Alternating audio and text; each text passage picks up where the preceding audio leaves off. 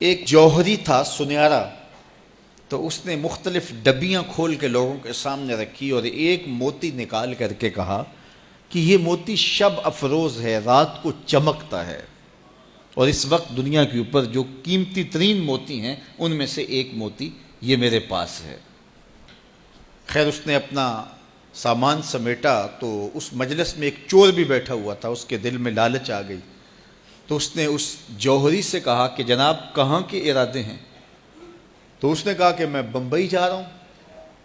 اس نے کہا واہ واہ کیا اچھا ہوا، میں بھی تو بمبئی جا رہا ہوں، تو چلو اکٹھا سفر ہوگا۔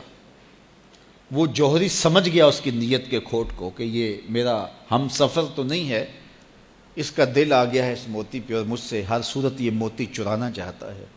لیکن وہ بھی بڑا سمجھدار تھا، اس نے کہا آ جائیے کوئی بات نہیں۔ سفر چلتا رہا، رات ہوئی، جب سامان اتارا اور سونے کی تیاری کی تو وہ جو اس نیت سے ساتھ ہم سفر بنا تھا اس نے بھی اپنی قمیض اتار کے لٹکا دی، اور اس جوہری نے بھی۔ اس جوہری نے یوں کیا کہ نظر بچا کے وہ ڈبیا قیمتی موتی والی نکال کر کے اس کی جیب میں ڈال دے اور خود بے فکر ہو کے سو گیا۔ جب یہ خراٹے لینے لگا تو چور اٹھا، اس کا سامان ٹٹولا، اس کی جیبیں دیکھیں، سارا دیکھتا رہا۔ خیر دن چڑھ گیا، جوہری اٹھا، اس نے نظر بچا کر کے اس کی جیب میں ہاتھ ڈال کر کے وہ موتی اپنی جیب میں ڈال لیا۔ صبح جب ناشتے پہ بیٹھے تو اس چور نے باتوں ہی باتوں میں بات کی، وہ آپ کے موتی کی چمک شمک نظر نہیں آئی رات کو؟ تو وہ ہنس کے کہنے لگا نہیں میرے پاس ہی تو تھا، وہ جیب سے نکال کے سامنے رکھ دیا۔ دل ہی دل میں بڑا حیرت زدہ ہوا، میں نے تو سارا ٹٹولا، یہ اگر کہیں تھا تو مجھے کیوں نہیں ملا؟ چلو آج صحیح۔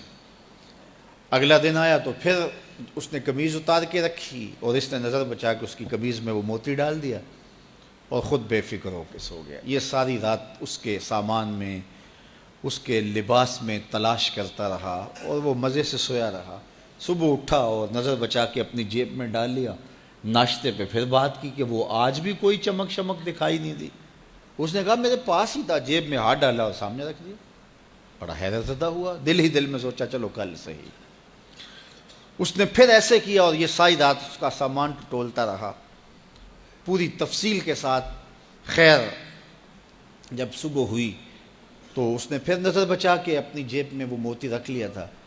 تو اس نے پوچھا وہ رات والا موتی آپ کا نظر نہیں آیا جس کو آپ کہتے تھے چمکتا ہے؟ کہا وہ ڈبیا میں رکھا ہے اس لیے چمک دکھائی نہیں دی، تھا تو میرے پاس ہی، اور جیب میں ہاتھ ڈالا اور سامنے رکھ دیا۔ یہ سر پکڑ کے بیٹھ گیا، میں روز اس کی جیب ٹٹولتا ہوں، سامان بھی دیکھتا ہوں، یہ رکھتا کہاں ہے؟ میں نے تو کوئی جگہ نہیں چھوڑی۔ اس نے کہا سچ بتاؤں میں تیرا ہم سفر نہیں تھا، میں چور تھا، میں تم کو بتا رہا ہوں۔ اب آپ میرے بھی استاد نکلے، مجھے اتنا بتاؤ کہ یہ موتی آپ رکھتے کہاں تھے؟ میں ساری رات ٹٹولتا رہا اور 3 دن ہو گئے مجھے، میں نے کوئی گوشہ نہیں چھوڑا، آپ کا سامان کھول کھول کے دیکھا ہے، آپ کا لباس الٹ پلٹ کے دیکھا، لیکن مجھے ملا ہی نہیں، یہ رکھتے کہاں تھے مجھے یہ تو بتاؤ۔ اس نے کہا لوگوں کی جیب میں ٹٹولتے رہے، اپنی جیب میں ہاتھ ہی نہیں ڈالا۔ بلے شاہ اڈ دیاں پھڑنے، جڑا گھر بیٹھا ہے انہوں پڑھیا ہی نہیں۔ وَفِي أَنفُسِكُمْ أَفَلَا تُبْصِرُونَ، کہا تم کہاں اسے ڈھونڈ رہے ہو، ذرا اندر بھی اتر کے دیکھو، اندر اترو گے تو اس کا سراغ مل جائے گا۔ نہ مسجد وچ نہ مندر وچ، لب یار نو اپنے اندر وچ۔ جب اپنے اندر اترو گے تو پھر سراغ زندگی نصیب ہو جائے گا، عرفان ذات ہوگا تو پھر عرفان الہی نصیب ہوگا۔ لیکن ہم دائیں بائیں ڈھونڈنے نکلے لیکن اپنے اندر اتر کے نہ دیکھا۔ تو سراغ زندگی ملتا ہی تب ہے جب اس کی چوکھٹ پہ جھکنا بندہ سیکھ جاتا۔ تو اس کی چوکھٹ پہ جھک کر کے زندگی کی سربلندی حاصل کیجئے اور مقصد زندگی حاصل کیجئے۔